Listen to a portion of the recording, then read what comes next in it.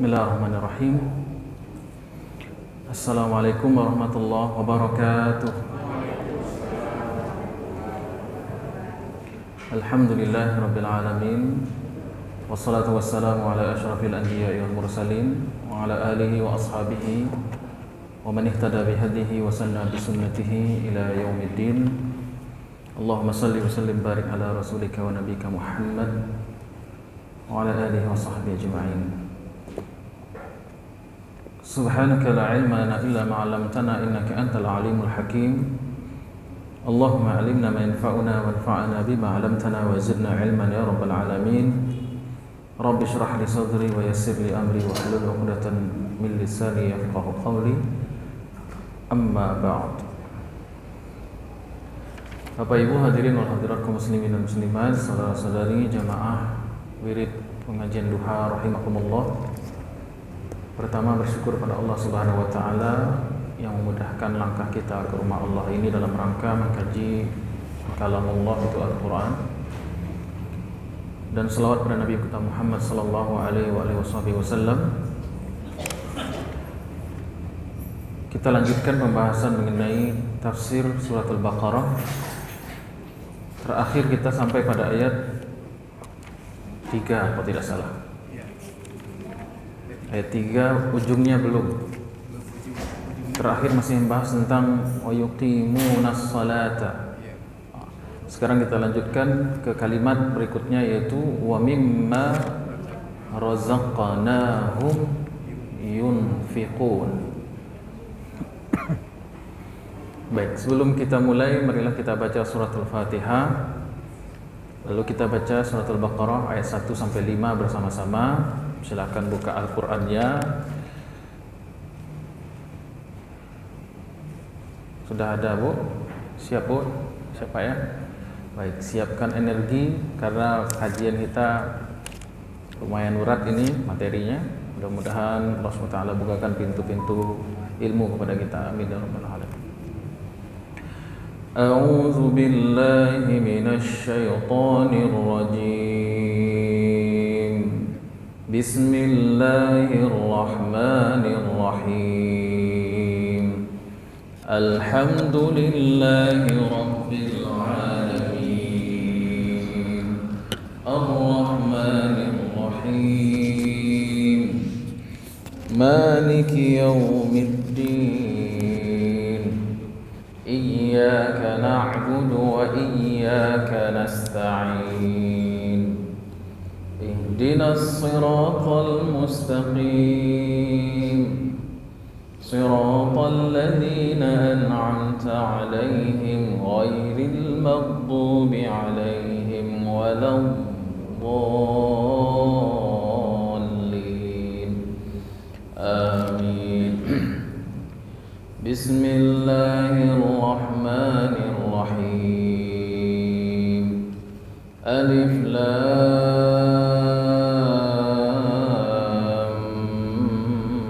Mim. Dzalikal kitabu la raiba fihi hudan lil muttaqin alladzina yu'minuna bil ghaibi wa yuqimunas shalah wa mimma razaqnahum yunfiqun walladzina yu'minuna bima unzila ilayka wa ma unzila min qablik wa bil akhirati hum yuqinun. Ulaika ala hudan min rabbihim wa ulaika humul muflihun. Shadaqallahul azim. Kita akan membahas wa mimma razaqnahum yunfiqun. Itu ada huruf waw ya Pak Ibu ya. Wa mimma. Sebelumnya juga kan wa yuqimunas shalah. Jadi waw itu fungsinya diantaranya ialah yang merekatkan, menyambungkan. Jadi artinya ini sifat tidak boleh terpisah satu dengan yang lainnya. Dia itu semacam rangkaian dan menunjukkan adanya urutan. Jadi Allah Subhanahu wa taala ketika mengatakan hudal lil muttaqin, Quran ini tidak ada keraguan, celah padanya, tidak ada aib kurangnya, dan dia sebagai hidayah, petunjuk kepada orang bertakwa. Siapa orang bertakwa? Di situ ada kriteria wa gitu. Artinya kalau dibikin semacam list daftar gitu ya, bisa kita tulis satu-satu itu. Lalu tinggal kita checklist, ada enggak pada diri kita nih? Oh, ini adalah sekian persen gitu. Ini ada gitu. Jadi waw itu merekatkan, menyambungkan satu dengan yang lain seperti gerbong kereta dengan gerbong yang lain. Ya. Jadi Allah Subhanahu wa taala memulai orang yang bertakwa itu dalam bab iman dengan ungkapan allazina yu'minuna bil ghaib. Ini bab akidah. Karena itu gerbongnya, dasarnya itu akidah. Kemudian gerbong berikutnya setelah akidah syariah. Wa yuqimuna shalah, dan mereka menegakkan salat. Kemudian wa lagi kan, wa mimma razaqnahum yunfiqun. Baik. Kalau salat Allah tinggal katakan wa yuqimuna shalata. Artinya di situ ada SPO, standar. Wa yuqimun kan fi'il mudhari'. Pelakunya itu fa'il mustatir takdiruhu hum. Maknanya hum, merekalah yuqimuna. Jadi SP, subjek, predikat, as-salatnya sebagai objek ya Pak ya. Jadi standar tuh SPO. Dan mereka menegakkan salat, selesai. Tapi kalau soal pitih, harta, soal rezeki, tidak begitu urutannya. Perhatikan, Allah tidak mengatakan wa yuqimuna shalah wa yunfiquna mimma razaqnahum. Ada papan tulisnya? Enggak ada ya. Kata kerjanya waktu menegakkan salat apa? Yuqimuna. Kalau untuk sedekah apa kata kerjanya? Yunfiquna. Benar enggak, Bu? Tapi yunfiqunya ditaruh di belakang. Justru yang didepankan adalah rizkinya, hartanya. Jadi kalau urutan standarnya mengikuti pola sebelumnya, seharusnya begini dong. Allazina yu'minuna bil ghaib, yu'minuna bil ghaib, wa yuqimuna as-shalah, wa yunfiquna mimma razaqnahum. Kan begitu. Tapi enggak, kalau tersoal harta dan kekayaan, Allah paham manusia ini ada cenderung untuk menahan duitnya. Ya enggak Pak Ibu? Manusia ini punya kecenderungan untuk menahan uangnya. Kalau bisa pitihko dikali ditambah aja, dibaginya dikurang. Benar enggak Bu? Itu insan sekali sebenarnya. Itu manusiawi. Cenderung kita kepada harta, gimana harta ini bertambah berkali lipat gitu kan. Tapi cenderung untuk pelit, nahan-nahan lah gitu. Makanya untuk soal akidah langsung, soal solat langsung. Tapi kalau soal duit, Allah sebut fiilnya, kata kerjanya itu di belakang. Yang dimajukan apa? Wa mimma razaqna. Dan terhadap apa yang kami rezekikan kepada mereka. Dan sebagian dari apa yang Allah rezekikan, yang kami kata Allah rezekikan. Jadi nisbat harta, kita harus paham harta itu nisbatnya kepada Allah. Itu datang dari Allah. Ada seorang ustaz ditanya, "Ustaz, kok mudah sekali antum bersedekah?" "Oh, enggak duit saya kok," katanya. Ada ustaz dai gitu ya. Sedekahnya luar biasa. Ketika sekali sedekah itu bisa umroh orang, bisa sekian puluh juta, dikasih biasa aja gitu. Jadi tanya, "Pak, kenapa Anda mudah sekali sedekah?" Ya saya mudah sedekah karena memang bukan duit saya. Ini cuman Allah titipkan dulu sebentar ke saya, lalu saya sini. Nah gitu. Jadi ini saya sedekah karena bukan duit saya. Ibu dikasih piti, dia piti semua orang 20 juta.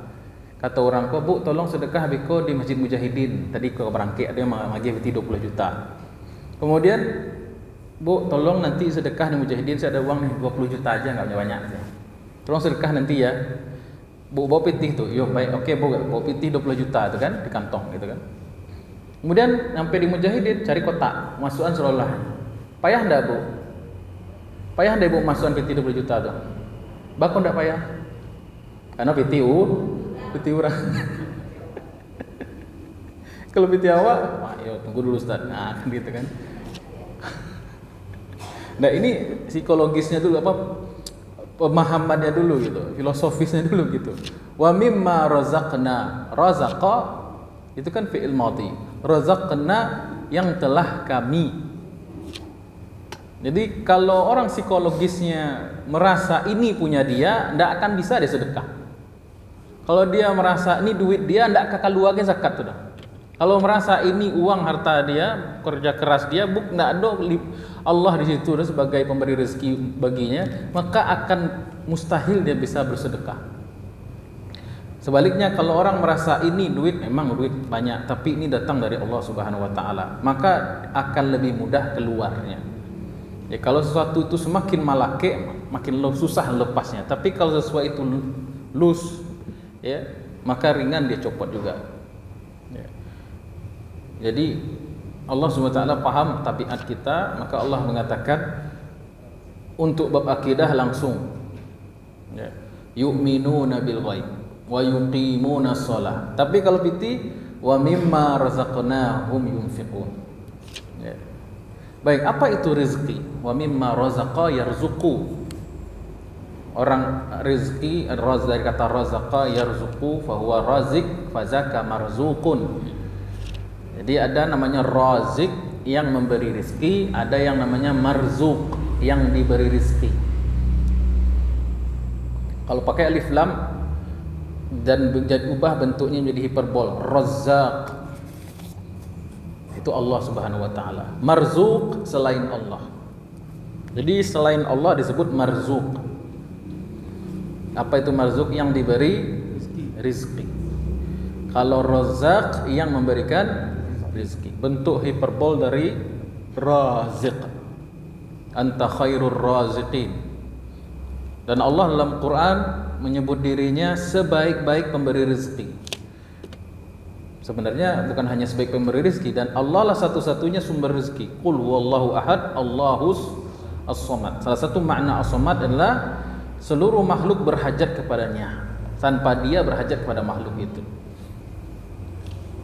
Dalam surat Al-Jumu'ah, akhir surat Al-Jumu'ah Allah mengatakan, wa iza ra'au tijaratan aw lahwanin faddu ilaiha wa tarakuka qa'ima qul ma indallahi khairun minal lahwi wa minat tijarah wa huwa khairur raziqin.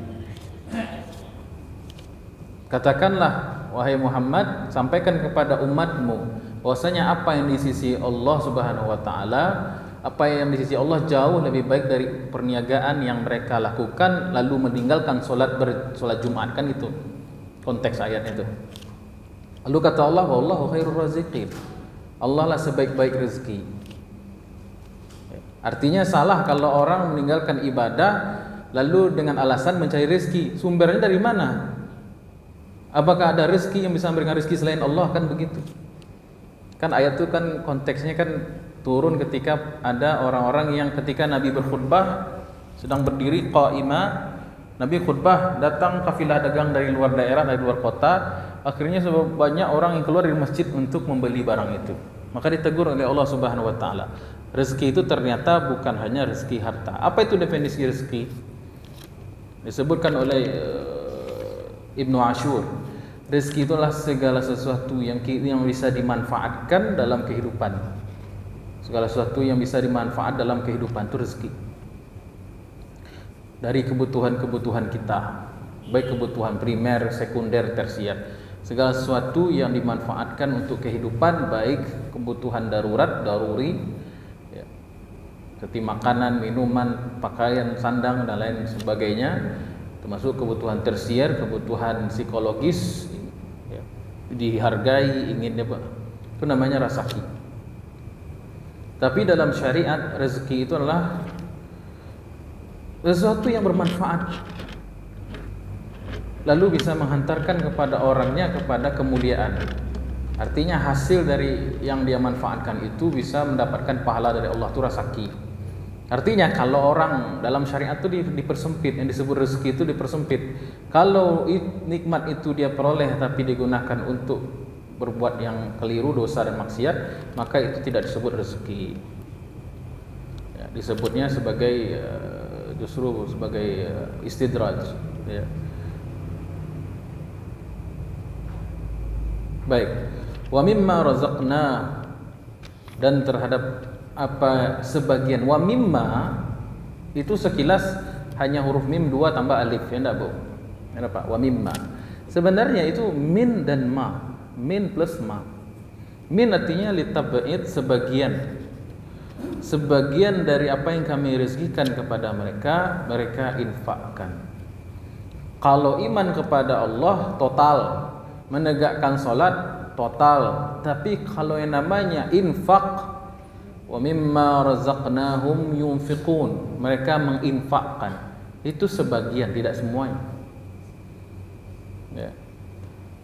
Kemudian apa itu infak? Infak secara bahasa artinya ikhraj, mengeluarkan, membelanjakan, menghabiskan.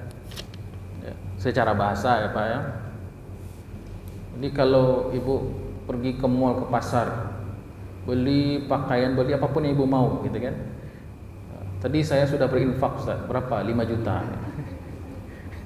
Secara bahasa iya. Tapi yang dimaksud di sini ialah infak secara syar'i. Ya, apa itu infak secara syar'i? Ada 2 macam. Infak yang wajib dan infak yang sunnah. Ya. Di situ ada, kata Imam Al-Qurtubi, ada 4 tafsiran.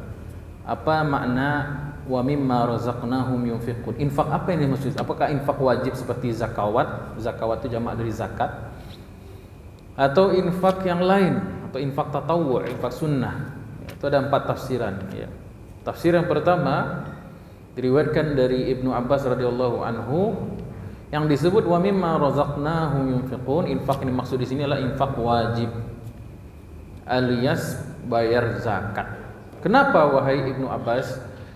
Li muqaranatihas as-shalah, karena didampingi dengan salat. Salat dan zakat ini seperti 2 saudara dalam Al-Qur'an. Setelah Allah nyebut salat, biasanya ada zakat. Di mana ada salat, di situ ada zakat. Di mana ada zakat, biasanya ada salat. Oh, itu dasarnya.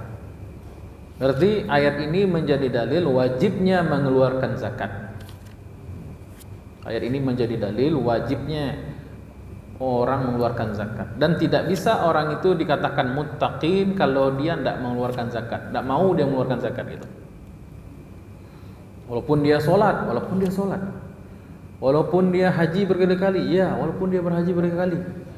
Tapi kalau hartanya banyak, lebih dari nisab dan sudah sampai haulnya, tidak dia keluarkan zakatnya, zakat emas, zakat hartanya, zakat apanya, tidak dikeluarkan, maka dia keluar dari daerah orang yang bertakwa. Karena waw tadi itu kan, waw itu kan satu tali. Kecuali memang dia belum mampu zakat, nah berarti di skip gitu. Jadi tafsir yang pertama adalah yang dimaksud wa mimma razaqnahum yunfiqun adalah az-zakawat. Zakawat itu jamak dari zakat. Karena zakat didampingkan biasanya dengan as-shalah. Baik. Kemudian ayat ini juga menjadi dalil bahwasanya ibadah zakat menjadi ibadah yang paling afdol dalam Al-Qur'anul Karim, dalam syariat Islam. Karena dia dampingi oleh as-salat. Baik. Orang yang memisahkan antara salat dan zakat, dia kafir. Sebagaimana Abu Bakar As-Siddiq memerangi orang-orang yang tidak mau bayar zakat di zaman beliau. Demi Allah, kata Abu Bakar, saya tidak membiarkan mereka hidup, mereka yang memisahkan antara kewajiban zakat dan salat. Ya. Baik. Dan Ibnu Mas'ud radhiyallahu anhu juga berpendapat sama, bahkan beliau mengatakan li anna zalika afdalun nafaqah. Sebaik-baik infak adalah zakat. Maksudnya gimana tuh? Walaupun Bapak Ibu misalnya ada di antara kita siapapun kaum muslimin yang punya pemahaman begini, sedekah dia rajin, tapi zakat enggak bayar. Gimana kira-kira? Yang sunnah dikerjakan tapi yang wajib zakat dulu gitu kan. Mending dia tidak sedekah tapi dia sudah menunaikan zakat. Yang paling bagus zakat keluar baru ditambah lagi sedekah, kan begitu. Jadi ketika dikatakan di sini wa mimma razaqnahum yunfiqun, dikatakan oleh Abdullah bin Mas'ud radhiyallahu anhu karena dia sebaik-baik infak. Bahkan dia wajib, bahkan zakat itu rukun Islam, kan begitu. Tafsir yang pertama. Tafsir yang kedua, yang dimaksud wa mimma razaqnahum yunfiqun di ayat itu adalah sedekah atau infak yang dikeluarkan seseorang di jalan Allah. Termasuk adalah sedekah yang diberikan kepada keluarga. Ya, sedekah nafkah. Ya, Pak yang karajo siang malam, ya gaji diberikan untuk kebutuhan keluarga, kebutuhan diri sendiri dan keluarga, itu adalah makna dari ayat wa mimma razaqnahum yunfiqun. Berdasarkan hadis Rasulullah sallallahu alaihi wasallam, afdalu dinarin yunfiquhu ar-rajulu dinarun yunfiquhu ala iyalihi. Sebaik-baik seutama-utama dinar, maksudnya mata uang ya. Sebaik-baik mata uang atau uang yang dikeluarkan oleh seseorang berinfak di jalan Allah adalah yang diberikan kepada ahli keluarganya. Kemudian wa dinarun yunfiquhu ar-rajulu ala dabbatihi fi sabilillah azza wajal. Kemudian uang yang habis untuk memelihara kendaraan yang dipakai fisabilillah. Ya. Jadi kalau Pak kan ini rusak auto Pak, biaya perbaikan mahal gitu kan. Selama mobil itu dipakai fisabilillah, hadir pengajian, datang sholat Jumat atau tabligh akbar atau hal-hal yang bermanfaat fisabilillah, mengajarkah apa namanya, tidak ada sesi itu Pak. Ya. Kecuali mobilnya dipakai untuk balap, iyalah, untuk balap liar oleh gitu kan. Nah, itu tidak dimaksudkan dalam ayat ya. Jadi wa dinarun yunfiquhu ala ashabihi fi sabilillah, atau harta yang diinfakkan untuk kemaslahatan sahabatnya dalam hal-hal yang baik tentunya. Ini menolong saudara, menolong tetangga, menolong kerabat ya. Dan disesuaikan itu sesuai dengan urutan prioritasnya. Ya. Imam As-Suyuti dalam salah satu kitabnya, saya lupa nama kitabnya, itu menyebutkan infak kepada orang sehat yang tidak dikenal, ya, itu pahalanya 1 atau minimal kali 10 oleh Allah Subhanahu Wa Taala. Tapi kalau berinfak kepada orang yang cacat, dikali 9 kali. Orang yang susah gitu kan. Infak kepada orang tua dikali 100.000 kali. Infak kepada alim ulama pada dakwah Islam maka dikali 900.000 kali. Jadi infak itu pun punya derajat-derajatnya sesuai dengan urgensinya dan pengembangannya, jariahnya. Baik. Kemudian hadis yang lain dari Abu Hurairah radhiyallahu anhu, dinarun anfaqtahu fi sabilillah wa dinarun anfaqtahu fi raqabah, uang yang digunakan dalam jalan Allah, uang yang dikeluarkan untuk membebaskan budak, kok enggak doa kok. Wa dinarun tasaddaqta bihi ala miskin, dinar yang atau uang yang diinfakkan pada orang yang susah. Wa dinarun anfaqtahu ala ahlik, dan harta yang kau berikan kepada keluargamu, a'zamuha ajran allazi anfaqtahu ala ahlik.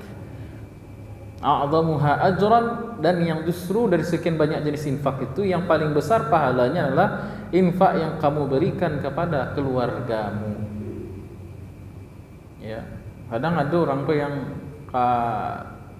keluar dia infaknya banyak, tapi istrinya pilih. Ya, ada enggak benda itu, Bu? Saya ngecek lagi tadi. Ya.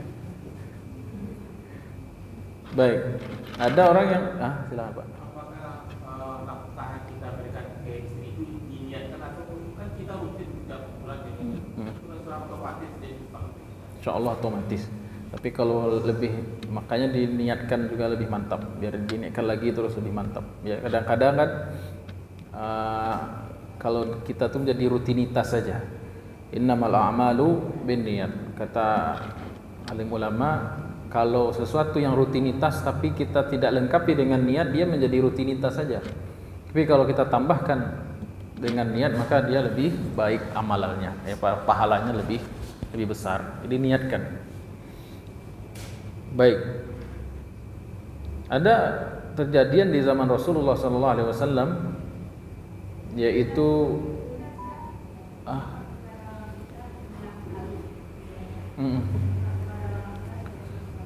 100.000 kali. Pada ulama Islam itu 900.000 kali. 900.000 kali. Saya lupa nama kitab, ada di handphone saya.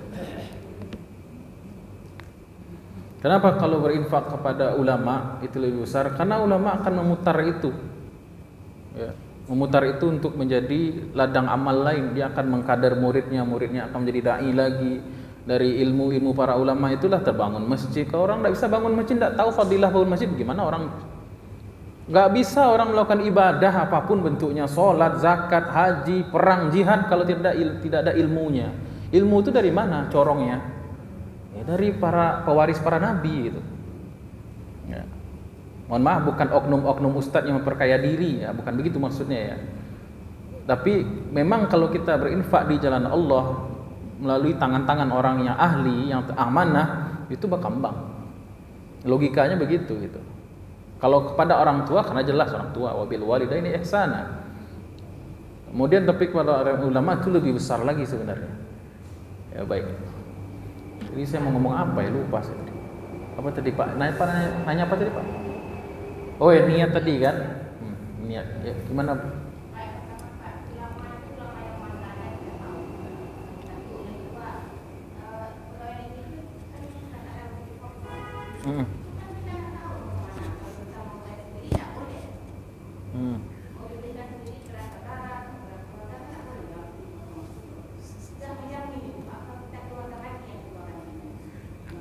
Baik, sama-sama. Jadi kalau pemerintah, saya tidak tahu persis ya, namun tidak PNS soalnya. Jadi kalau pemerintah sudah memotong, katanya dalilnya ini zakat katanya. Ya sudah, berarti kita santai. Tidak usah kita apa istilahnya, kalau kita bukan orang yang terlibat langsung dalam pengawasan. Kita bukan orang OJK misalnya. Ya, otoritas jasa keuangan, atau kita bukan orang keuangan lah gitu, Kementerian Keuangan, ya tidak usah terlalu merepotkan diri gitu, stres gitu. Ini PT lain tidak dipakai untuk tidak usah, tanggung jawab mereka di akhirat nanti. Tidak usah kita terlalu memikirkan yang bukan ladang kita. Yang jelas kita sudah dipotong infak kita atau zakat kita, ya sudah, tenang saja lah Bu. Kecuali kita memang orang keuangan, harus mencari istilahnya mencari tahu benar enggak nih, transparansi nih kemana aliran dana, atau kita orang hukum. Tapi kalau kita tidak orang hukum, bukan orang aparat pemerintahan, ya sudah, biar aja. Silahkan mau keluarkan lagi, mau enggak silahkan. Namanya infak ini tidak ada batasannya. Baik. Jadi pertanyaan pertama tadi, yang kedua tadi apa? Gini. Kalau disebut kata ulama, artinya pewaris para nabi, itu kalimat yang mulia gitu ya. Al ulama warasatul anbiya, kata Nabi, para ulama itu pewaris para nabi. Ada 3 macam orang kalau mendengar kata ulama ini. Yang pertama, orang yang apatis. Jadi dia mengatakan hari ini tidak ada ulama, terlalu apatis, ulama itulah mati sudah. Tidak mungkin Allah Subhanahu Wa Taala membiarkan dunia tanpa ada pewaris ajaran nabinya, tidak mungkin. Jadi golongan satu apatis, gara-gara sering nonton di TV, lihatnya kok yang ulama kiranya tersandung kasus pelecehan misalnya, ya kan? Atau ulama gara-gara masuk politik, masuk ke pemerintahan ada sikapnya yang tidak pas, oh tidak ulama, tidak ada ulama karena trauma mungkin dengan banyak baca berita sehingga melahirkan sikap apatis. Saya paham psikologis itu, sehingga tidak ada baginya ulama lagi. Nah, ini salah nih, golong ekstrim kanan nih.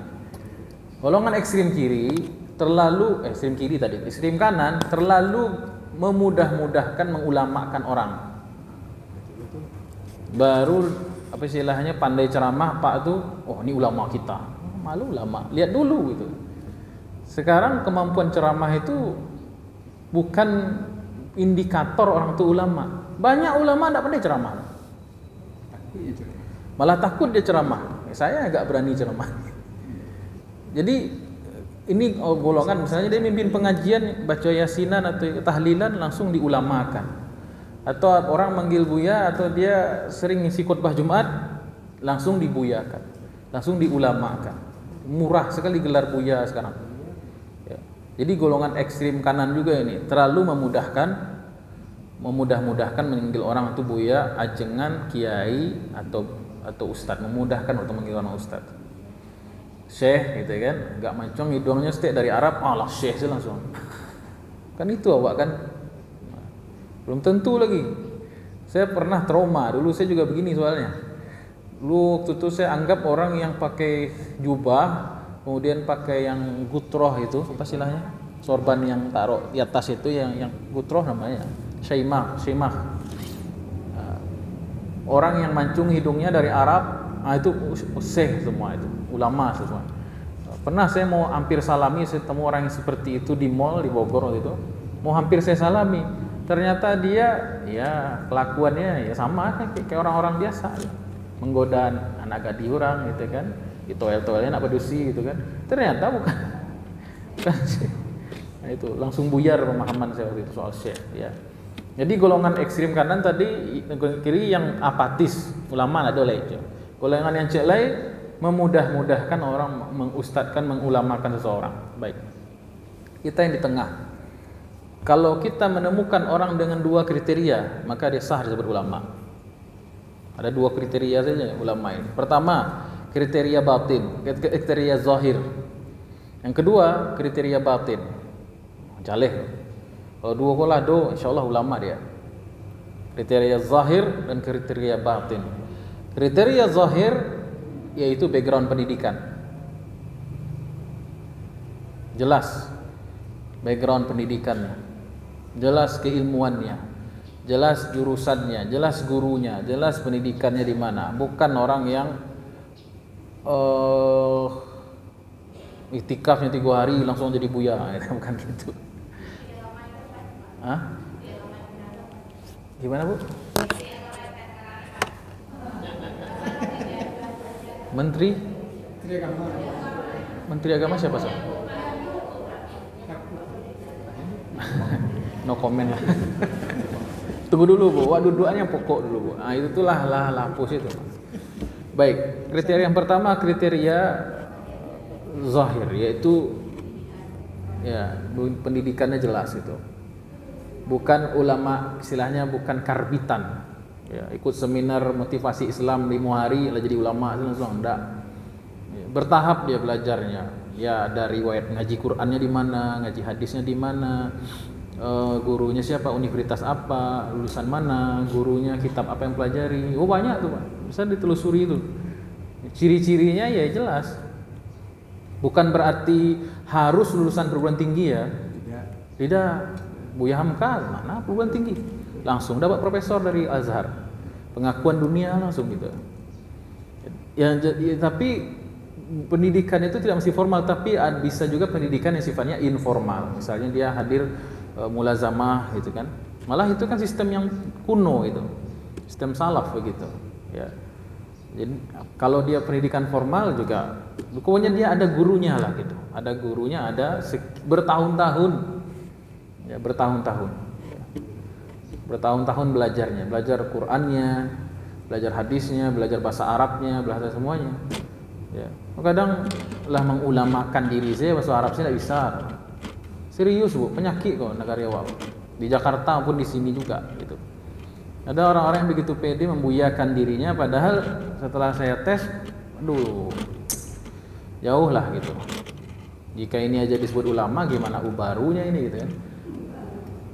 Ya, jadi itulah kriteria, itu baru kriteria zahir yang tampak di dalam background pendidikan. Ya. Itu yang disebut oleh Allah dalam Quran, fas'alu ahla zikri in kuntum la ta'lamun. Bertanyalah kepada ahla zikri, yaitu ulama. Itu orang-orang yang memang rutinitasnya memang kaji ilmu agama terus dari dulu sampai dia dan tidak berhenti belajar itu. Yang kedua artinya orang akademisi dia, memang ilmuwan dia. Itu kan mengerti dia ada spesialisasi ilmunya. Kemudian kriteria kedua, cepat saja karena pembahasan kita enggak itu sebenarnya. Kedua, kriteria batin. Yaitu khasyatullah, rasa takut kepada Allah. Itu dimaksud firman Allah Subhanahu wa taala, "Innama yakhsyallaha min ibadihil ulama." Hanyalah orang-orang dari kalangan hamba-hambaku yang takut kepadaku, kata Allah, yaitu orang-orang yang disebut ulama. Gimana kita mengetahui dia takut kepada Allah? Dengan tampak dari dirinya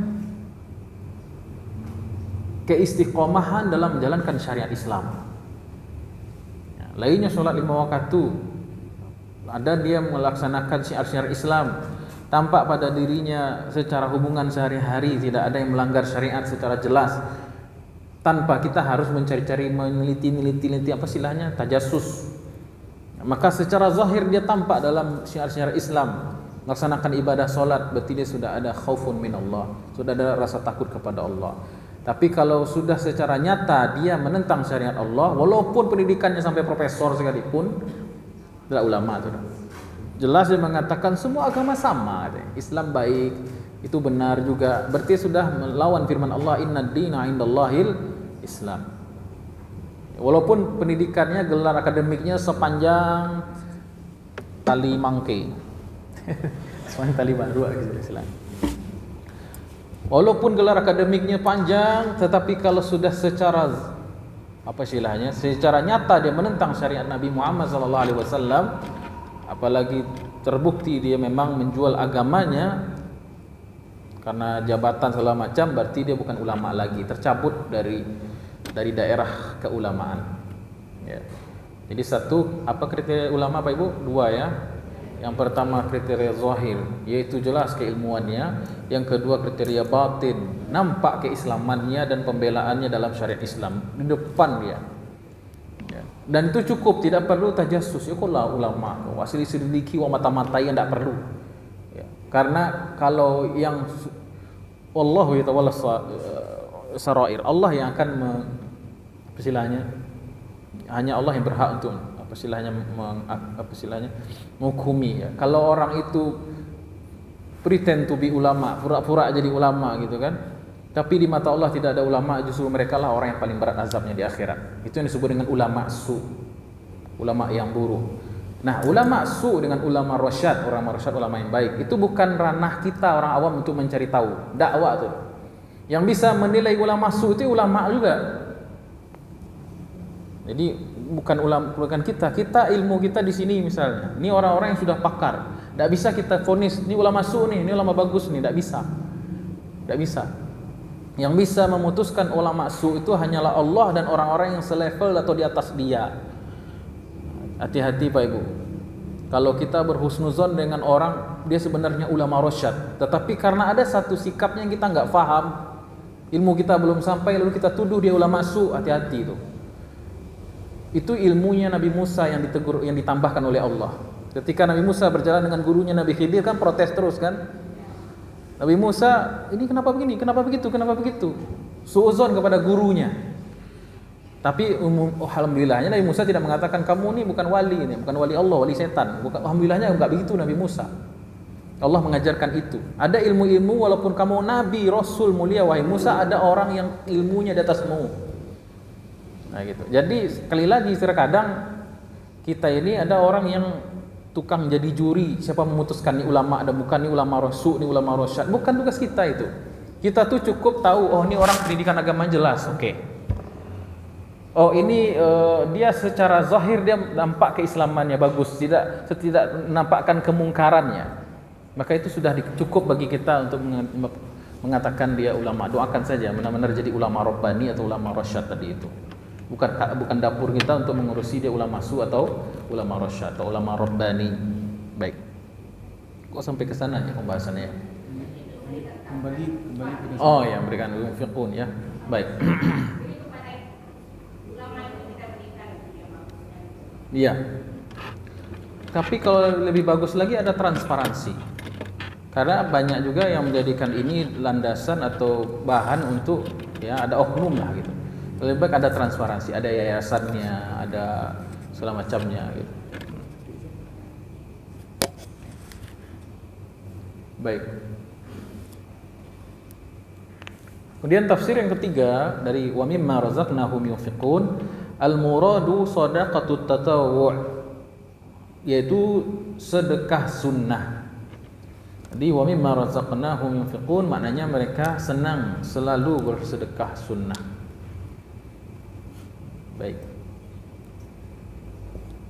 Tentu setelah sedekah wajib ditunaikan karena keimanan mereka kepada Allah yang tinggi, kepada iman yang gaib. Kan ayat ini dimulai dari apa? Allazina yu'minuna bil ghaib. Jadi sudah menjadi suatu karakter sifat mereka itu senang berbagi karena keimanan mereka kepada janji-janji Allah Subhanahu wa taala dan kelembutan hati mereka dalam bermuamalah. Orang bisa berinfak itu kan karena tersentuh ya Bu ya. Orang bisa mengeluarkan hartanya itu sebenarnya ada makom-makom yang telah dia lewati. Orang bisa berinfak itu sebenarnya ada makom-makom yang telah dia lewati. Apa itu makom? Pertama, hubbul mal, hubbud dunia. Dan mungkin orang suka bersedekah kalau dalam hatinya ada kecintaan terhadap dunia yang berlebihan. Nah, itu udah dilewatinya itu, dibuktikannya gitu. Kemudian ada namanya makom syafaqah atau rahmat. Tidak mungkin orang bisa bersedekah kecuali hatinya itu ada kepedulian dan kelembutan. Nah itu.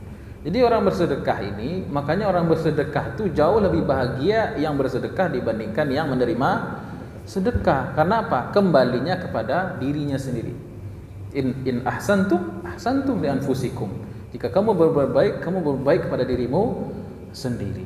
Nah, jadi orang yang bersedekah itu disebabkan karena imannya kepada al-ghaib.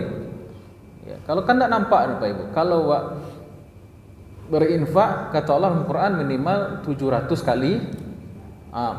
Masalul ladzina yunfiquna fi sabilillahi kamasali habba ambatat sab'a sanabila min kulli sumbulatin mi'atu habba wallahu yudha'ifu liman yasha. Permisalan orang yang menginfakkan hartanya jalan Allah seperti satu biji tadinya.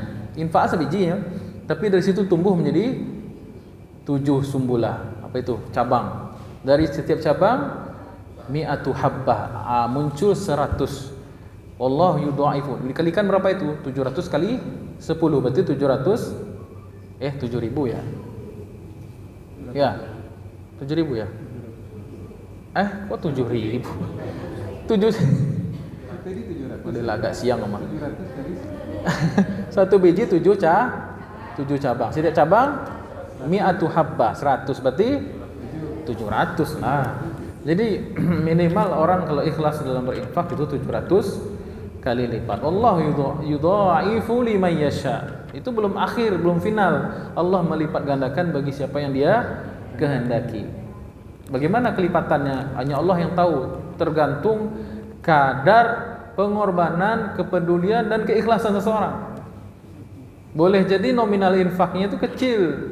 Kan sering saya sampaikan, cuma 5.000 tapi di kantongnya cuma ada 10.000. Berarti berapa persen hartanya? 50% dari hartanya. Ada orang kaya infaknya 1 juta, tapi di ATM-nya 1 triliun gitu.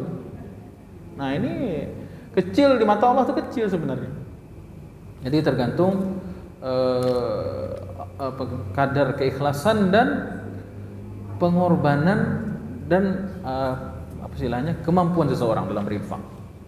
Baik, jadi jangan kita ndak istilahnya berkecil hati, infaknya nominalnya kecil-kecil terus. Kalau memang segitu kemampuan ya sudah. Allah Subhanahu wa taala tidak melihat jumlah, tapi melihat pengorbanannya. Baik. Bahkan kata Rasul sallallahu alaihi wasallam, sedekah itu bukan hanya dari harta. Ada orang yang tidak punya harta terus sedekahnya gimana? Dengan amar ma'ruf nahi munkar, dengan ucapan, dengan zikir, dengan membantu ya, dan lain sebagainya. Ada adalah di zaman Rasulullah SAW seorang nenek-nenek, tidak ada hartanya, tapi dia punya bentuk infak yang lain. Apa itu? Membersihkan pekarangan masjid. Hanya itu kemampuan dia.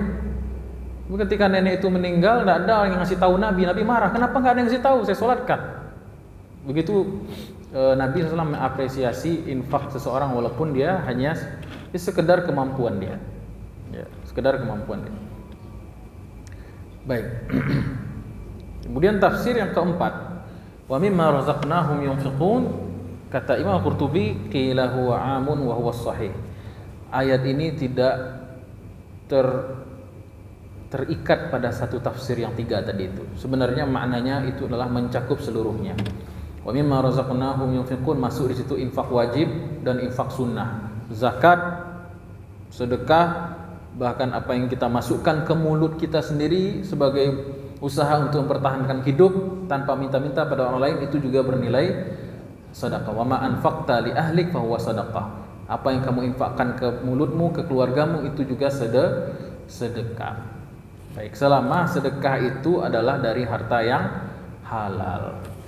Tapi kalau pitihnya haram, bos sedekahkan 2,5% mereka enggak do citu. Ya, dia dari uang haram nih misalnya, dikeluarkan zakatnya 2,5%, enggak bisa. Ya, menginfakkan itu syaratnya harus bersih dulu harta tersebut, hartanya halal. Innallaha thayyibun la yaqbalu illa thayyiba. Allah itu maha baik dan tidak menerima kecuali yang baik juga. Baik. Kemudian ada pertanyaan. Nah, kalau kita perhatikan Pak Ibu, ayatnya apa tadi? Allazina yu'minuna bil ghaib wa yuqimuna shalah wa mimma razaqnahum yunfiqun. Ya. Di situ ada 3 hak. Dan ada 3 hak yang Allah sebutkan. Yang pertama adalah al-imanu bil ghaib, iman kepada yang gaib itu adalah haknya hati, amalan hati. Kemudian iqamatus shalah wa yunfiquna wa yuqimuna shalah, itu hazzul badan, infaknya badan. Kemudian wa mimma razaqnahum yunfiqun, itu adalah haknya atau infaknya harta. Ya. Jadi infak ini ada 3 macam berarti ya. Pertama infaknya hati. Infaknya hati itu iman kepada Allah. Kemudian infaknya badan itu adalah salat. Sedangkan infaknya harta adalah sedekah. Nah, di sini Imam Al-Qurtubi mengatakan wa qala ba'dul mutaqaddimin, dan sebagian ulama mutaqaddimin, ulama terdahulu, fi ta'wili qauli ta'ala, dalam menafsirkan ayat ini wa mimma razaqnahum yunfiqun, ada satu infak lagi ternyata. Apa itu? Infak ilmu. Ya. Jadi wa mimma razaqnahum yunfiqun, dari apa yang kami rezekikan kepada mereka, dan sebaik-baik rezeki adalah ilmu. Uang bisa dicari tapi uang bisa habis tapi ilmu akan mendatangkan lagi. Kalau uang dapat orang tua warisan 10 juta, 20 juta, 100 juta, habis enggak? Habis. Tapi kalau dia mewarisi keahlian ayahnya, mewarisi kecerdasan ibunya, justru itu bisa mendatangkan rezeki-rezeki yang lain. Nah, jadi wa mimma razaqnahum yunfiqun adalah infak ilmu. Ya. Mimma 'allamnahum yu'allimun. Wa mimma razaqna maksudnya mimma 'allamnahum, terhadap apa ilmu apa yang kami ajarkan kepada mereka, yunfiqun, mereka kembali menginfakkannya, maksudnya membaginya. Makanya kata ulama, zakatul ilmi at-ta'lim, zakatnya ilmu adalah mengadakan majelis ta'lim. Ya. Jadi ini kelebihan orang yang punya ilmu. Mereka bisa berinfak dengan infak yang paling afdol. Apa itu? Ilmu. Ya. Tapi tidak harus menunggu jadi ustazah juga, Bu. Habis ini pulang dari sini langsung kita ajarkan lagi, sampaikan lagi pada orang lain. Nah, itu bisa juga menjadi infak ilmu kita. Baik. Maka kalau sesuatu yang diinfakkan dia akan berkah, barakah, tambah dia. Ya, sebagaimana keberkahan uang bertambah ketika diinfakkan, keberkahan ilmu bertambah ketika diajarkan. Jangan pilih-pilih soal ilmu. Ya. Baik.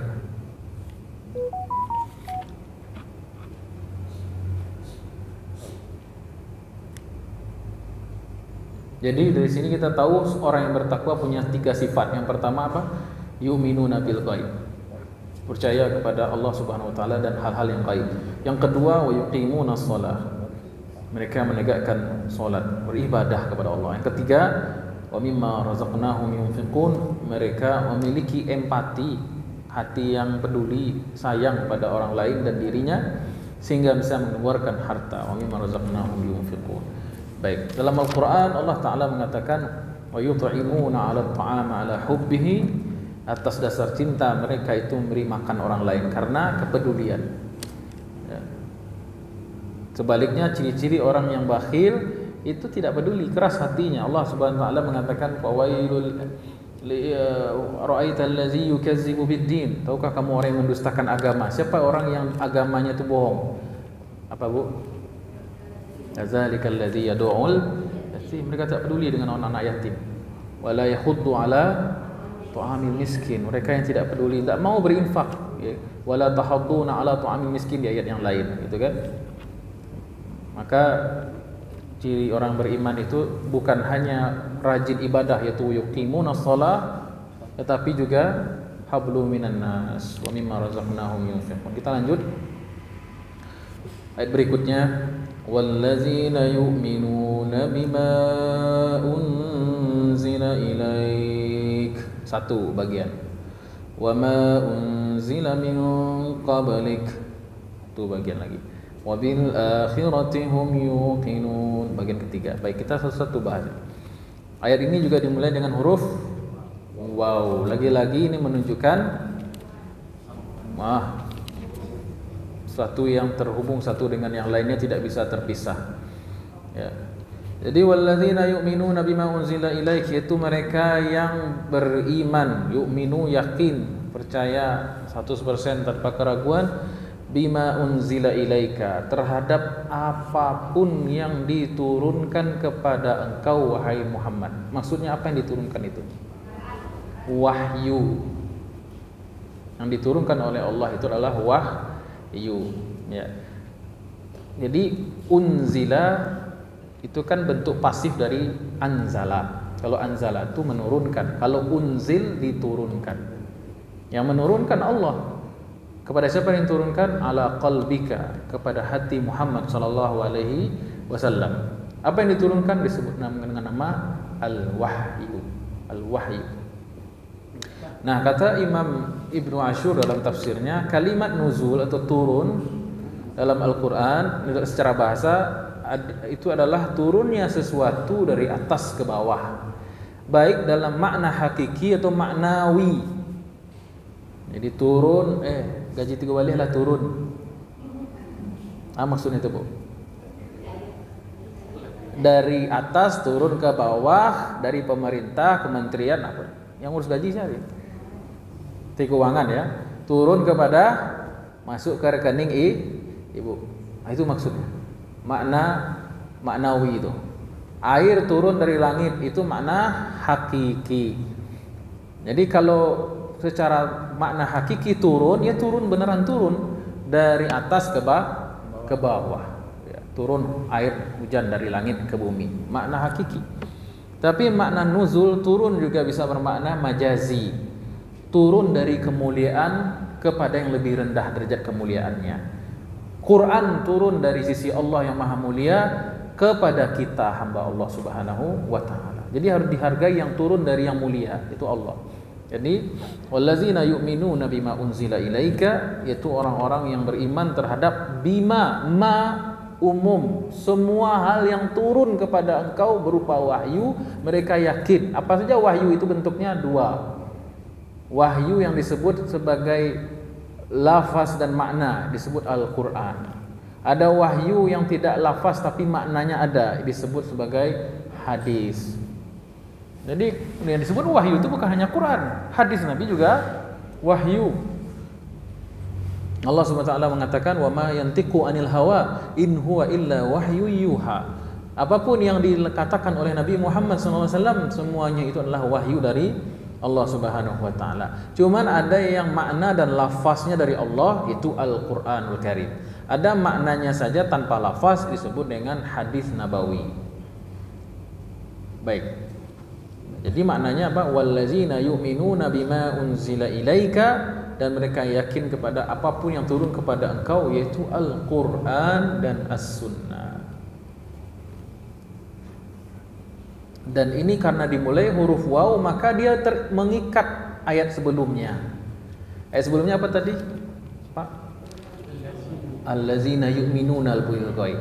Berarti semua berita gaib, hal-hal yang tidak bisa kita indrawi, harus terikat dengan Al-Quran dan Sunnah.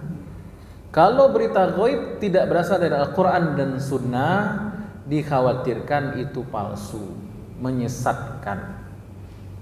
Jadi kita percaya surga. Surga itu seperti apa? Cukup melalui keterangan Al-Quran dan Sunnah. Jangan percaya kata orang dalam mimpi. Dia yang terima malam mimpi macam sarugo. Di surga itu jangan percaya. Itu imajinasi dia saja. Kalau kita yakin dengan adanya timbangan amal nanti, ia sesuai dengan apa yang disampaikan Allah dan Rasulnya di dalam Al-Quranul Karim. Bagaimana bentuk malaikat? Jangan terperdaya percaya dengan lukisan-lukisan orang. Apapun berita gaib, termasuk kapan hari kiamat. Kapan terjadi hari kiamat? Ilmunya hanya di sisi Allah, tidak ada yang tahu. Bahkan Nabi Muhammad SAW dan Jibril tidak tahu kapan hari kiamat. Jadi kalau ada orang ngaku kapan hari kiamat terjadi, dia tahu. Oh, menurut perkiraan saya hari kiamat itu nanti terjadi pada tanggal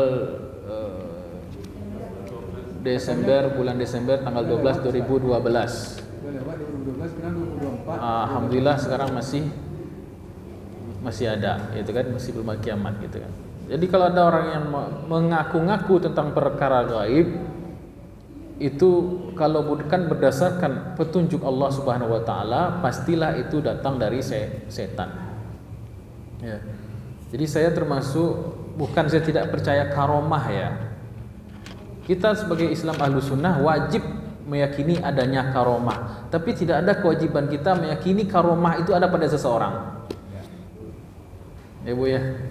Kalau masih hidup orang tu alun tal jaleh husnul khotimah atau su'ul khotimahnya, tidak bisa kita nisbatkan keistimewaan seseorang yang tampak zahir itu datang dari Allah. Tidak bisa. Dari sinilah banyak orang yang menipu-nipu dalam beragama. Dari sinilah sebab kejumudan, keterbelakangan orang beragama. Kenapa? Nyari yang sakti-sakti. Padahal terlalu banyak masalah atau ilmu agama yang wajib kita pelajari. Ngapain sibuk ngomongin itu? Saya punya guru saya itu kalau sholat Jumat dia bolak-balik Mekah. Gunanya mengkaji-kaji itu.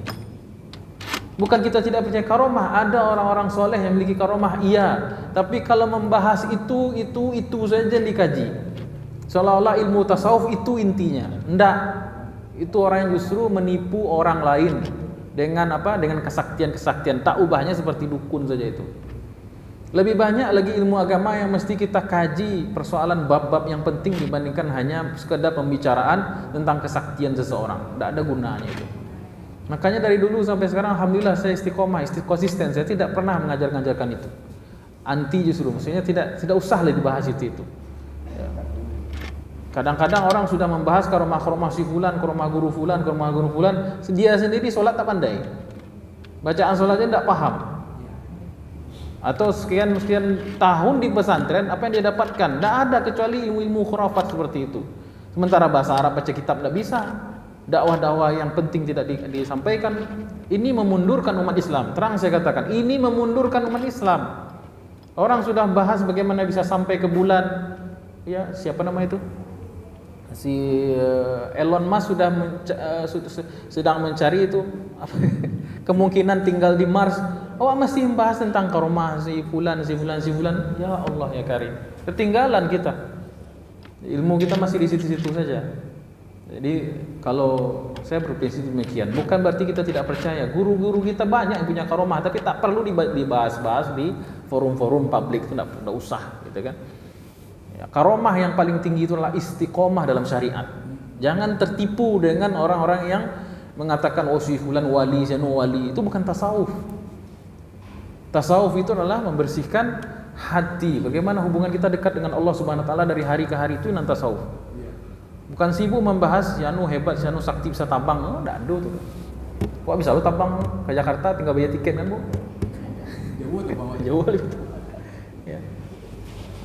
Jadi karomah yang penting itu istiqomah. Kalau saya menganggap karomah yang berkemajuan, nah itu istilah saya ya. Karomah yang berkemajuan. Ini Muhammadiyah. Islam berkemajuan. Karomah yang berkemajuan itu gimana itu? Seperti Imam Al-Bukhari. Bisa dia terrecord di kepalanya 600-700 ribu hadis, bayangkan tuh.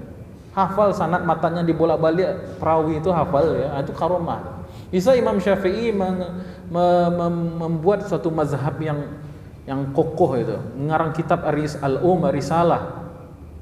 Itu karomah. Karomah Imam Syafi'i ya ilmu fikihnya itu mazhabnya. Karomah Imam Bukhari hafalan hadisnya. Jadi saya memandang karomah itu memang khariqul adah. Disebut karomah itu memang sesuatu yang keluar dari sesuatu yang sepertinya keluar dari sesuatu yang normal. Tapi jangan bayangkan yang tadi sakti-sakti tadi itu ndak. Ya, orang bisa hafal sekian ratus ribu hadis itu kan karomah sebenarnya itu. Jadi jangan sampai kita tertipu belajar yang demikian. Jadi kita belajar itu belajar syariat. Ya, jangan pisahkan antara syariat, makrifat itu jangan dipisahkan. Ini itu komplit tuh, ya. Disebut rendang karena apa, Bu?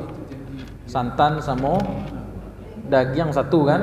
Kalau dipisahan beliau, oh enggak bisa, ada rendang namanya itu. Itu namanya santan, itu namanya daging kan begitu.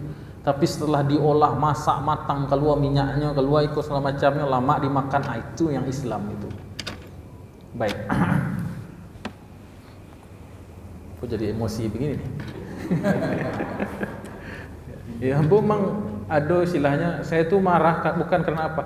Saya marah karena saya tidak rela agama saya tuh dimonopoli oleh sebagian orang mengklaim-klaim gitu. Dan menipu orang-orang awam ya, dengan pakaiannya, dengan apanya segala macam, dengan kajiannya, seolah itu yang Islam. Tidak.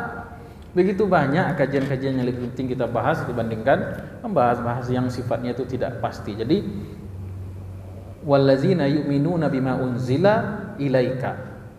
Ya. Jadi itu dikaitkan dengan ayat sebelumnya wallazina yu'minuna bil ghaib. Orang-orang yang bermutakin itu, yang bertakwa itu, mereka yang meyakini hal yang gaib sesuai dengan porsinya yang disampaikan oleh Al-Qur'an dan sunnah Nabi sudah. Selain daripada itu bukan taklif kita ya, dari Allah Subhanahu wa taala, beban ya. Baik. Kemudian wa yuqimunas shalah, mereka menegakkan salat. Menegakkan solat tak bisa kecuali berdasarkan ilmu sesuai dengan Al-Quran dan Sunnah. Wa mimma razaqnahum yunfiqun, dan mereka berinfak di jalan Allah juga sesuai dengan aturan-aturan syariat. Tak bisa. Dan aturan syariat itu Allah ikat dengan apa? Ilaika. K-nya siapa di situ? Ini tidak ada yang lain. Jangan tafsirkan ilaika itu kawak sasai obego. Dan mereka beriman terhadap apapun yang turun kepada engkau. Engkau ini spesial Muhammad sallallahu alaihi wasallam saja. Tidak boleh kita baca ayat ini pakai oka ini anta, engkau. Berarti saya nih. Jadi sase jadinya. Ada beberapa ayat yang bisa kita pakaikan untuk kita. Contoh inna a'tainakal kautsar. Masih bisa ditafsir. Sesungguhnya aku telah memberikan engkau banyak nikmat. Bisa kita refleksikan untuk diri kita, banyak nikmat Allah beri kepada kita. Tapi tidak semua mukhatab, khitab anta itu berlaku untuk diri kita juga. Kalau kaf di sini, ka di sini, ya satu-satunya manusia bernama Muhammad sallallahu alaihi wasallam. Artinya apa? Allah ikat kriteria orang bertakwa itu, tidak mungkin orang itu sampai derajat takwa kecuali dia punya ikatan dengan Muhammad sallallahu alaihi wasallam. Kalau orang mengaku saya orangnya bertakwa tapi dia anti dengan Muhammad sallallahu alaihi wasallam, tidak ada itu. Terputus Karena Allah sudah mengikat jalan kebenaran itu melalui satu guru kita, yaitu Muhammad sallallahu alaihi wasallam. Ya. Kenapa Yahudi itu tidak diterima dalam konsep teologi Islam? Kenapa Yahudi itu tertolak dalam Islam? Kenapa Nasrani itu tertolak karena Islam? Mereka percaya sama Allah kok. Yahudi itu menyembah Tuhan yang sama dengan kita. Sekali lagi Pak Ibu ya, saya sampaikan, Yahudi sampai sekarang, bahkan Nasrani menyembah Tuhan yang sama dengan Tuhan yang kita sembah. Cuman bahasanya beda. Orang Yahudi menyebutnya Elohim. Kita nyebutnya Allah. Orang Kristen menyebutnya Allah. Allah kadang. Kalau orang Yahudi nyebutnya Eloh atau Elohim. Kalau kitanya Allahu. Yahudi, Nasrani, semua agama Abrahamic itu semuanya menyembah Tuhan yang sama. Kalau ditanya Yahudi menyembah Tuhan yang sama dengan apa yang kita sembah? Sama. Nasrani sama. Apa yang menyebabkan mereka tertolak dalam akidah kita? Terputusnya mereka dari Muhammad sallallahu alaihi wasallam, itu sikitnya. Makanya Allah mengatakan walau amana ahlul kitab lakana khairal lahum. Seandainya Yahudi ahlul kitab Nasrani itu mengikuti Muhammad sallallahu alaihi wasallam, lakana khairal lahum, itu yang terbaik. Tapi satu saja kekurangan mereka, tidak mengikuti siapa? Muhammad sallallahu alaihi wasallam. Kalau Yahudi karena hasadan min indi anfusihim, karena hasad. Ya. Maka tertutup gerbang kebaikan kalau seseorang tidak mencintai, mengikuti, mengidolakan Nabi Muhammad sallallahu alaihi wasallam. Gerak-gerik beliau semuanya wahyu, semuanya petunjuk dari Allah Subhanahu wa taala. Baik. Kemudian masuk lagi. Wa ma unzila min qablika.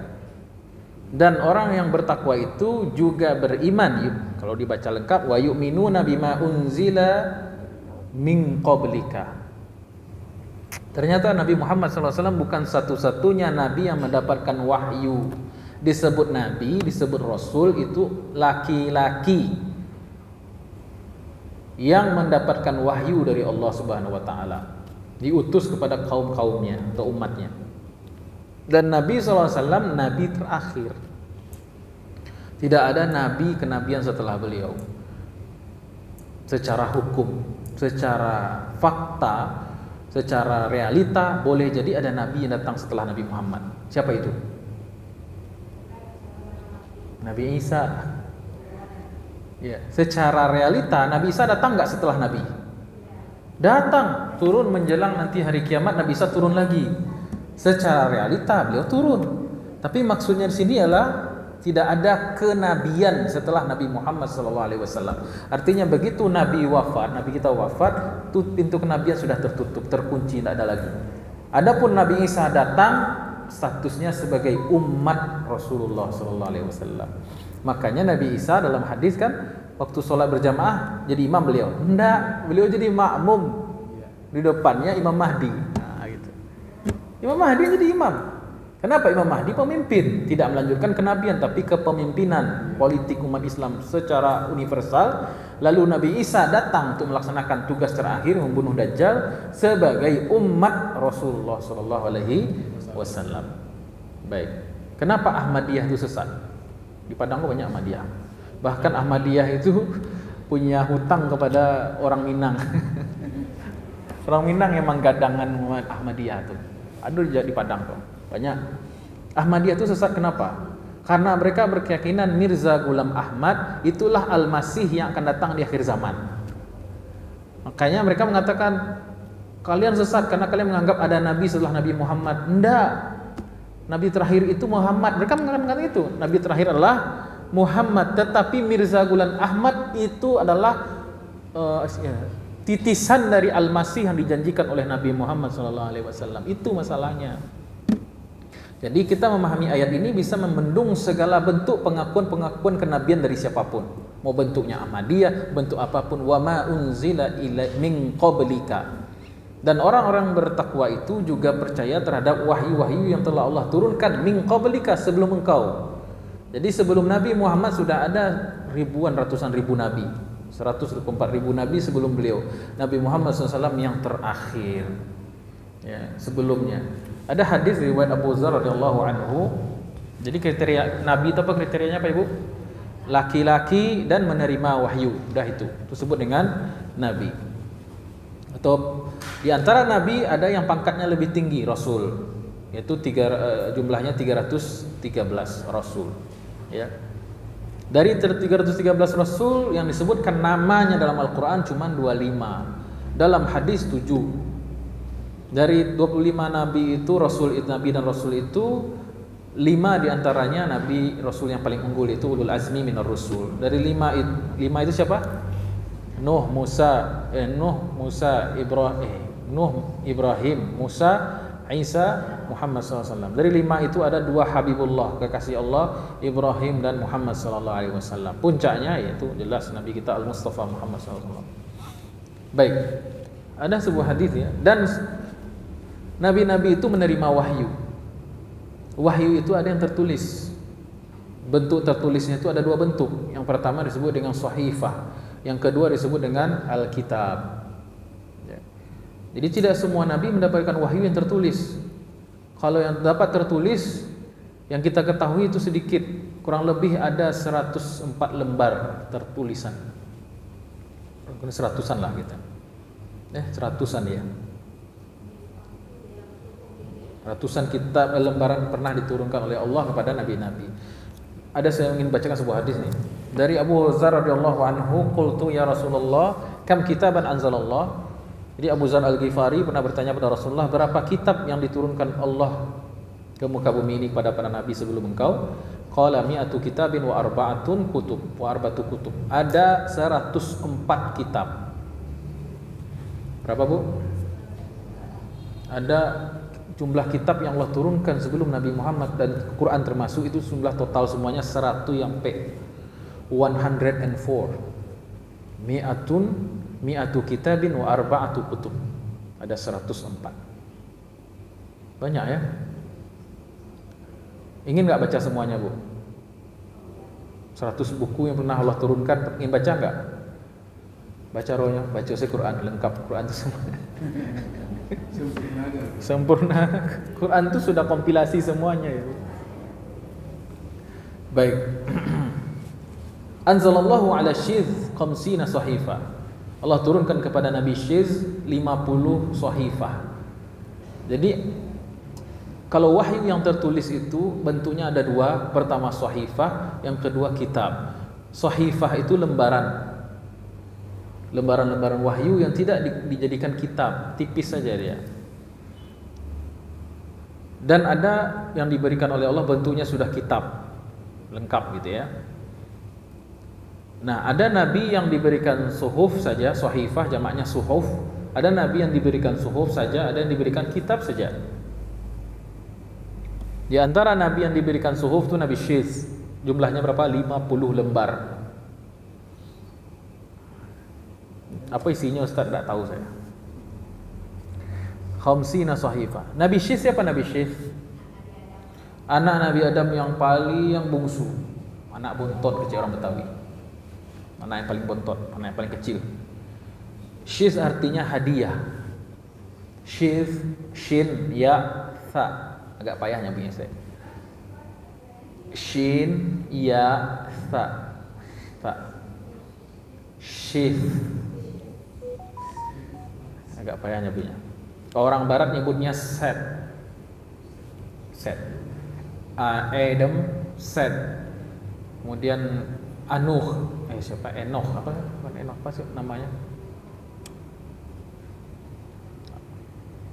Jadi Nabi Sis itu arti Sis itu sendiri hadiah. Hadiah kenapa? Karena kehilangan pengganti dari Habil. Habil kan terbunuh ya oleh abangnya Surang, Qabil laknatullah alaih. Kemudian Allah ganti kesedihan Nabi Adam itu dengan Nabi Sis.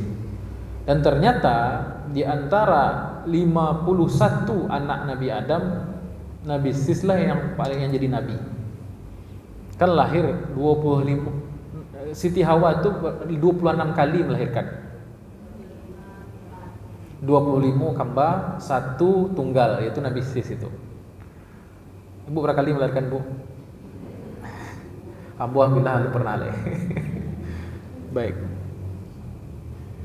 Siti Khadijah 7 kali melahirkan. Padahal umurnya 40 tahun tuh. Baik. 25 kembar, 25 kali melahirkan kembar, laki-laki perempuan gitu. Yang terakhir lahir justru tunggal, yaitu Syekh alaihissalam, dan justru yang terakhir inilah yang menjadi nabi. Ya. Ketika Nabi Adam wafat, kenabian pindah ke Nabi Syekh. Jadi walaupun nyu paling ketek, tapi nyu yang paling bijaksana, yang paling alim, yang paling soleh, Nabi membimbing saudara-saudara udah uni sudah ke dalam Islam. Ya begitu juga anak keturunan Nabi Syekh. Jadi nabi kedua itu bukan Nabi Idris. Nabi Idris itulah cucu kemana Nabi Adam jauh bawah. Ya, Nabi Syekh diberikan kitab 50 halaman. Wa ala Akhnuh ini nama lain dari Nabi Idris. Nabi Idris salasina sahifatan 30 lembar. Wa ala Ibrahim 10 sahaif, dan kepada Nabi Ibrahim 10 lembar. Wa anzala ala Musa qabla Taurati 10 sahaif, dan Allah berikan juga sahifah kepada Musa, suhuf 10 lembar juga sebelum Taurat.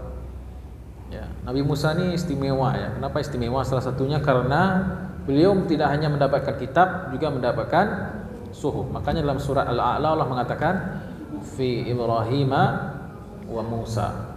Ya, dan Ibrahim sebagaimana yang ada dalam suhufnya Ibrahim dan Musa. Berapa lembar suhufnya Ibrahim? 10. Berapa lembar suhufnya Musa? Juga 10. Wa anzala Taurat wal Injil waz Zabur wal Furqan, dan Allah turunkan Taurat, Injil, Zabur dan Furqan, itu Al-Qur'an. Baik.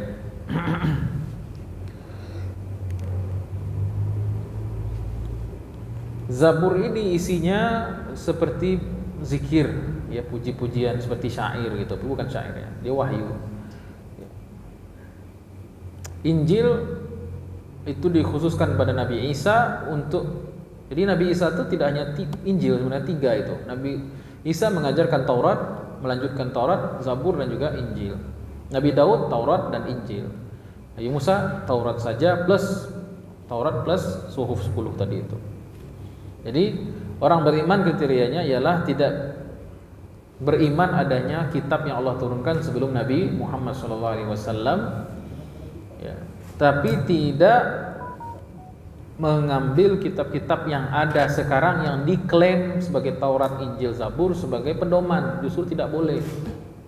Kita meyakini pernah ada turun kitab namanya Taurat, Injil, Zabur, tapi yang ada sekarang walaupun mereka anggap itu otentik atau itu asli, Taurat ini asli dari zaman Nabi Musa, gitu kan? Karena orang Yahudi itu memang sangat-sangat apa istilahnya ya, sebagaimana kita juga menghormati Taurat itu luar biasa.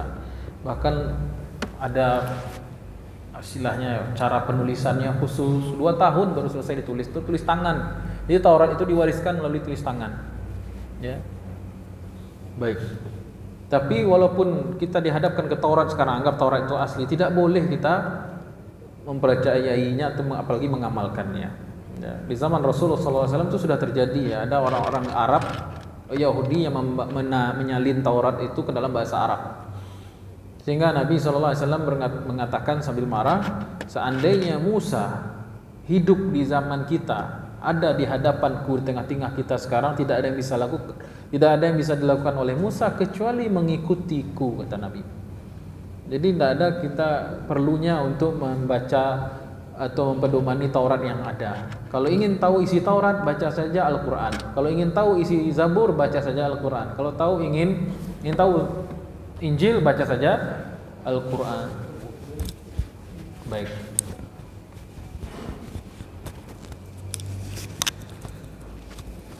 Kemudian itu tafsiran yang pertama. Tafsiran yang kedua, maksudnya kalimat walazina yu'minuna bima unzila ilaika wa ma unzila min qablika, itu tafsiran yang pertama, yaitu keimanan orang yang bertakwa. Ini kriteria seperti itu. Tafsiran kedua, wallazina yu'minuna bima unzila ilaika, satu, ini maknanya ialah kaum muslimin dari kalangan non ahlil kitab.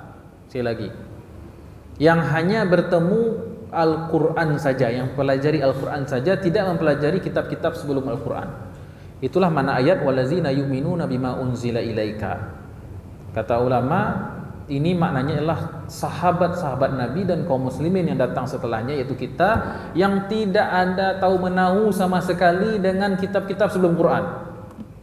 Ada ibu-ibu yang belajar teologi Kristen, Taurat, Injil sini? Tidak ada kan? Berarti kita termasuk ini nih, ayat potongan ayat pertama, wallazina yu'minuna bima unzila ilaika, yang diturunkan kepada engkau saja, itu Quran saja. Saya dari kecil belajar Iqra, ya Quran saja, tidak ada yang belajar yang lain.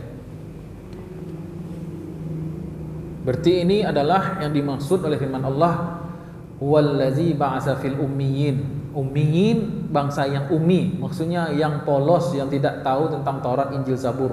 Hanya Quran saja. Masuk kita di dalamnya. Kemudian wama unzila min qablika wama unzila min qablika, yaitu golongan kaum muslimin yang kedua, itu mereka yang memiliki pengetahuan tentang kitab-kitab sebelum Al-Quranul Karim. Makanya para ulama menyebutkan, para ahli tafsir, ayat ini turun berkenaan dengan orang-orang Yahudi Nasrani yang masuk Islam di zaman Rasulullah SAW. Siapa mereka? Contoh Abdullah bin Salam, contoh Adi bin Hatim At-Ta'i, siapa lagi itu? Al-Usaid, siapa lagi namanya itu? Banyaklah. Ada beberapa orang-orang Yahudi dan Nasrani yang mereka sebelumnya beragama Yahudi Nasrani, yang mempelajari Taurat Injil, tapi bertemu dengan Rasulullah SAW, mereka beriman kepada Rasulullah SAW dan masuk Islam. Itu pujian Allah kepada mereka. Ya. Begitu juga dengan para ahli Taurat Injil di zaman kita sekarang, Pak Ibu. Mantan pendeta, mantan pastor, ya biarawati, mantan biarawati yang masuk Islam, maka kedudukannya tuh beda dalam Islam. Mereka yang punya ilmu tentang kitab-kitab sebelum Al-Quran, tapi mereka jujur, fair, dan berani mengambil langkah, dan mereka menyatakan keislamannya. Mereka punya kedudukan khusus di dalam Islam. Apa kedudukannya ini? Wa ma unzila min qablika wa bil akhirati hum yuqinun. Mereka lebih takut pada Allah dan akhirat dibandingkan ya dunia yang mereka miliki. Ya. Dan kita lihat itu Pak Ibu, mantan-mantan itu semua, bukan mantan pacar ya, mantan pendeta, pastor, biarawati itu mereka setelah masuk Islam lebih hebat lagi Islamnya daripada, mohon maaf, kebanyakan Muslim. Benar nggak Pak Ibu? Sebut sajalah mantan pastor yang sudah karirnya sudah mapan lah di katedral. Siapa itu? Koh Stephen Indrawi Wowo almarhum. Itu udah ribuan orang dia syahadatkan itu. Dakwahnya udah bangun sekian ratus masjid dia bangun, panti asuhan, sekolah Islam. Luar biasa. Saya aja ustadz belum banyak saya syahadatkan orang. Kalah kita, ya. Ada lagi Dr. Yahya Waloni, mantan sekolah tinggi teologi di Papua. Itu kan memang dia ahli Taurat ya, perjanjian lama. Ada lagi mantan biarawati Ibu Irena Handono ya, itu sudah sekian banyak orang diislamkan, begitu ngalir terus kepalanya itu ya. Kalau ditanya mana yang lebih hebat dakwahnya, padahal mereka masuk Islam di umur berapa? Udah umur apa? Kalau Islam dari bilo sebelum lahir udah Islam kita. Ibu bapaknya Islam kan gitu. Mereka masuk Islam di usia yang tidak muda ya. Udah sudah 50, 40, ada yang lebih tua daripada itu. Ihsan Mokoginta, Pak Ihsan Mokoginta tahu kan? Siapa tuh yang ya, dari Medan itu juga, dari Batak. Apa nama? Ya dulu lupa saya. Banyak lah pokoknya. Luar biasa keislaman mereka dibandingkan saya ini ya. Bandingkan saya, banyak sekali orang yang masuk Islam di tangan beliau. Makanya orang-orang seperti itu tuh istimewa dalam Islam. Disebutkan dalam banyak ayat ya. Innal ladzina amanu, disebutkan dalam surat kan, di surat Al-Imran ya. Laisu sawa'an min ahlil kitabi ummatun qa'imatun yasluna ayatillahi ana al-laili wa hum yasjudun yu'minuna billahi wal yawmil akhir wa ya'muruna bil ma'ruf wa yanhauna 'anil munkar wa yusari'una fil khairat wa ulaika minas shalihin. Dan di antara ahli-ahli kitab ada yang soleh juga, kata Allah, yang baca ayat-ayatnya lu masuk Islam di zaman Rasulullah sallallahu alaihi wasallam. Itu kedudukannya mulia sekali. Orang yang yang masuk Islam dengan ilmu-ilmu yang sebelum Nabi Muhammad sallallahu alaihi wasallam. Baik. Wabil akhirati hum yuqinun. Jadi ayat ini punya makna tafsir dua minimal ya kita dapatkan dalam buku-buku tafsir, penjelasan para ulama, di antaranya ialah sifat orang beriman secara umum dan sifat satu golongan umat Islam yang posisinya itu sangat mulia, yaitu orang-orang yang mempelajari ilmu-ilmu Islam, ilmu-ilmu keislaman sebelum Nabi Muhammad SAW, Taurat, Injil, Zabur, tapi kemudian mereka memilih Islam sebagai ad-din. Baik. Ada pertanyaan sampai sini, Bu? Oh, tanggung satu lagi. Wabil akhirati yuqinun. Nah, kalau frasa standarnya begini, hum yuqinuna bil akhirah. Itu frasa standarnya, yaitu SPO, gitu kan?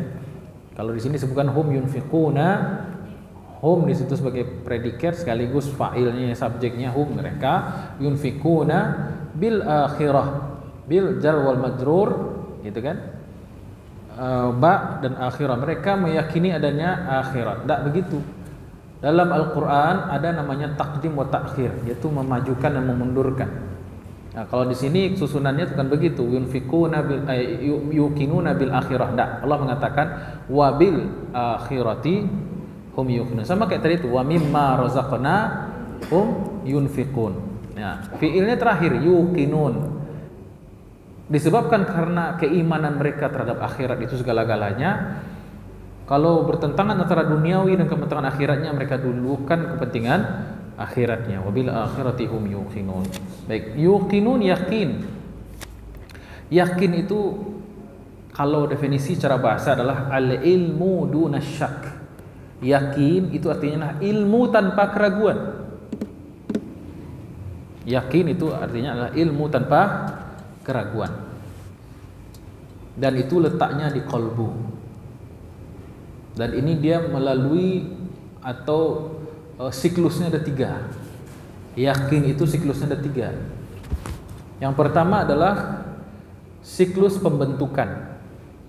Yang kedua siklus penempatan. Yang ketiga siklus penerapan.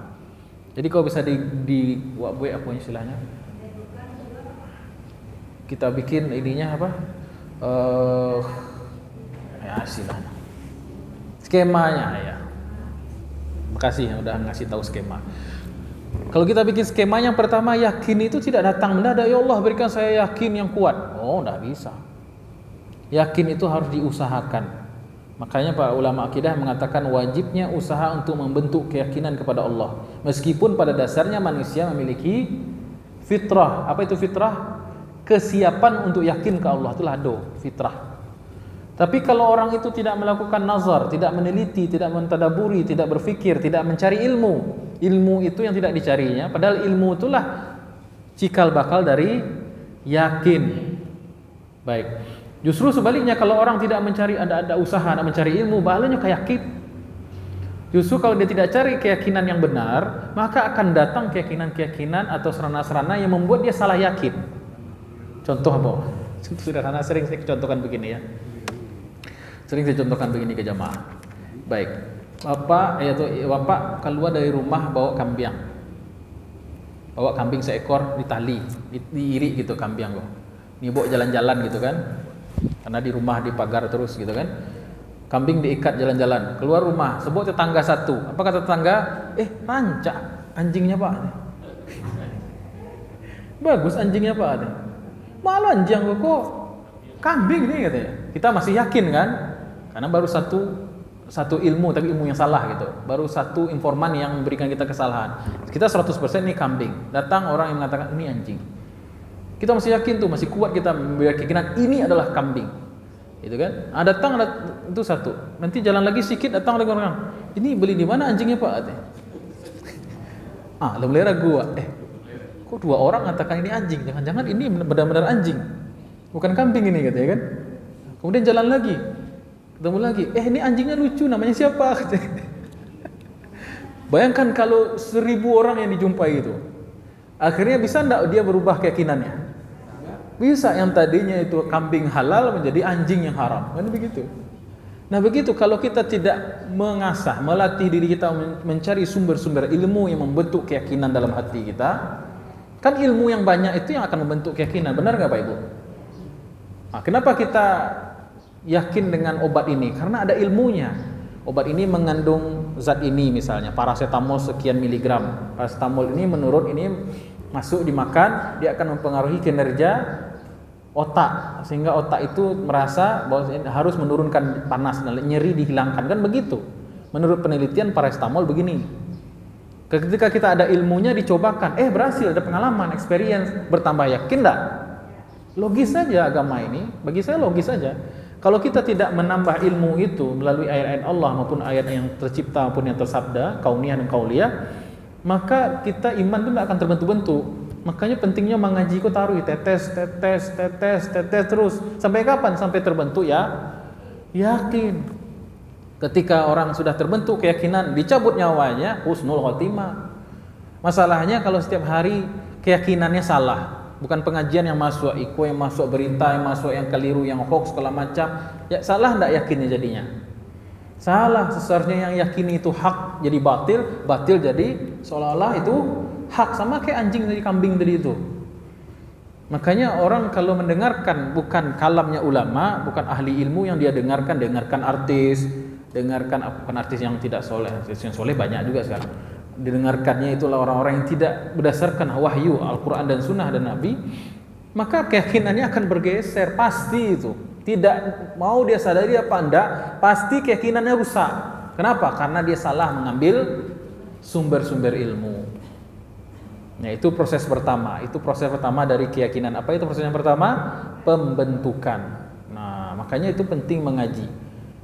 Penting mengaji, mendengarkan kalimat-kalimat benar yang benar, dan penting mengucapkan kalimat yang benar juga. Ya ayyuhallazina amanu taqullaha wa qulu qawlan sadida yuslih lakum a'malakum. Ucapkanlah kalimat yang benar, orang beriman, bertakwalah, Allah akan islahkan dirimu. Baik. Terus setelah pembentukan melalui ilmu tadi itu, dan itu tidak terbatas, pembentukan iman atau yakin itu tidak terbatas kepada membaca ayat Al-Quran saja, membaca hadis saja, termasuk juga ciptaan Allah. Makanya saya selalu mengatakan ayat itu terbagi dua. Ada ayat itu terbagi tiga malah. Ayat Allah itu terbagi tiga, ayat yang kering, ayat yang basah, dan ayat yang hidup. Ayat yang kering apa? Nih firman Allah, Quran, hadis Nabi, ayat yang kering ada dalam lembaran-lembaran yang dijelaskan oleh para ulama. Kemudian ayat yang basah, alam semesta ini, alam takambang jadi guru. Kemudian ayat yang hidup itu pribadi Rasulullah SAW. Baik. Atau bahasa simpelnya ayat kauniyah alam, ayat qauliyah itu wahyu. Baik. Setelah proses pembentukan itu, maka yakin itu akan masuk ke dalam hati. Nah, ini penempatannya nih. Setelah pembentukan kemudian ada penempatan. Rasulullah SAW berkata, di dalam tubuh setiap anak Adam ada satu gumpalan. Apabila dia baik maka baik seluruhnya, kalau bila dia buruk maka rusak juga seluruhnya. Apa itu? Ala wahiyal qalbu, itulah qalbu. Nah, qalbu ini saya sepakat dengan definisi Imam Al-Ghazali. Qalbu itu bukan hanya otak, bukan hanya juga hati atau jiwa, tapi komponen seluruhnya. Antara otak dan hati kita itu berkolerasi yang disebut dengan qalbu. Baik. Makanya dalam Quran kadang-kadang Allah mengatakan qalbu itu seolah-olah aspek rohaniah, kadang-kala Allah mengatakan qalbu dalam aspek pemikiran, fikriyah. Lahum qulubun la yafqahuna biha. Mereka memiliki qalbu, qulub jamak dari qalb, mereka tidak paham. Itu bisa dimaknai sebagai otak. Jadi agama ini buat orang yang berakal, bukan berotak. Ya. Ayam juga ada otaknya, sapi ada otak, berakal.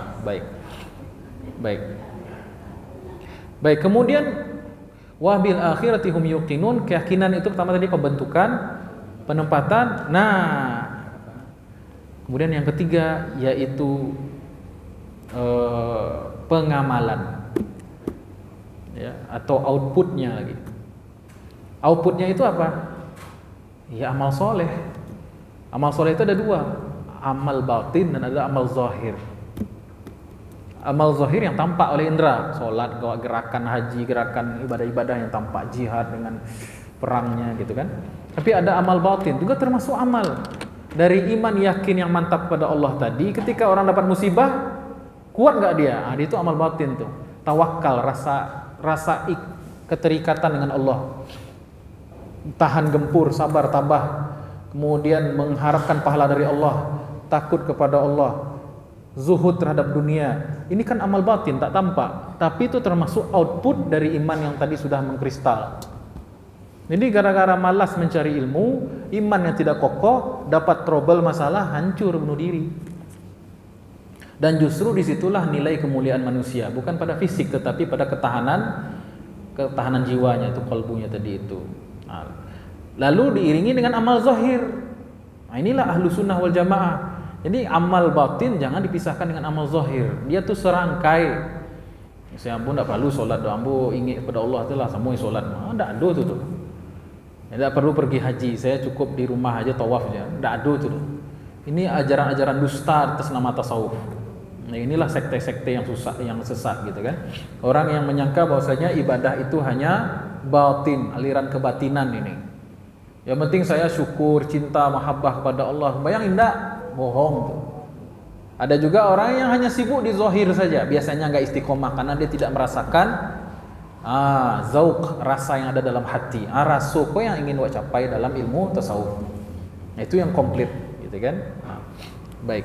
Jadi itulah skema dari keyakinan wabil akhirati hum yuqinun. Akhirat kulah jadi kalau lah ada keyakinan itu masuk ke dalam diri seseorang, apapun profesinya, maka pastilah keputusan hidupnya semuanya mantap. Contoh simpelnya ya, ada kemarin beberapa pekan yang lalu dokter dari rumah sakit swasta di Jakarta, kecil rumah sakit, dilarang dokter dan petugas rumah sakit memakai jilbab katanya. Oh, keluar dia. Itu amal batinnya kuat, itu berarti dokter. Dia keyakinan syariat Allah dikerjakan.